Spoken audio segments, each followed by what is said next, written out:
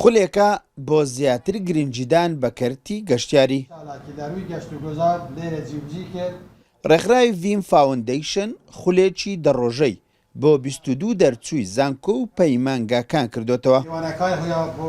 بەشداری ئەم خولەم کرد لە ڕێی ڕێکخراوی ڤیم فاوندیشن ئەنجام درراوە بۆ بزانم یەکەمین خولیشە کە لە بواری گەشتوگوزار لە سۆران ئەنجامەدرێ بێ گومان سوودی زۆرم لێبینی چونکە سۆران شوێنی گەشتیاری زۆری لێە، شوێنی گەشتیاری فراوانی لێە ئەو بە هەموو قەزاکان کە سەر بە سۆرانن. دەمەوێت بوجانەوە لە ڕووی گەشتیارەوە لە سنووری داری سەر بەخۆش سۆران هەبێ بۆیە بە خۆشحاڵیەوە بەشداریم کرد و سوپاسیانەکەم کەوا تا ڕادەیەکی زۆر سوودمان بینیوە لە خولەکە. ئێمە وەکو گەنج ئەوەی لە توانەماندا بی دەیکەین بۆ بەرەو پێشبردننی زیاتری ناوچە گەشتیارەکانمان واتە هەم وەکو مرۆڤ دۆست هەم وەکو شوێنی باش و شوێنی ئاسوودەی و شوێنی ئارامی بیناسیین.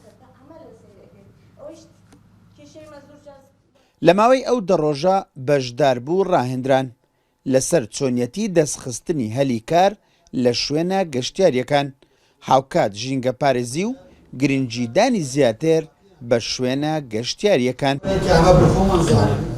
گەنجەکان چۆن هەلیکار بۆ قۆزنەوە بۆ پەیداکردنی ئیش و کار بە تایبەتی لە کاتی گەشتوگوزار و میوانداریدا ئەو ڕێکخراوانە بە تایبەتی ڕۆلی زۆر گرنگیان هەیە. لەو خولەکە کراوە سەبارەت بە میوانداری و گەشتوگوزار بوو کە گەنجەکان بتوانن لەگەل کۆمەلگای خۆ لەگەل ژینگەی خۆ چۆن هەلسوکەوتی بکەن، چۆن ژینگەی خۆیان خۆش بوێتن. مەبەستی سەرەکیمان لەکردنەوەی ئەم خولەی کە لە سۆران ئاماژەمان پێداوەکو لە بواری کارکردنە بۆ پەرەپێدانی گەنجانە کە لە ناوچەکە بتوانن کار بکەن لە سێکتەرەکانی وەکو سێکتەری گەشتیاری و ئەو سێکتەرانی کە پێویستەکە ئێرەی پێشکەوێ.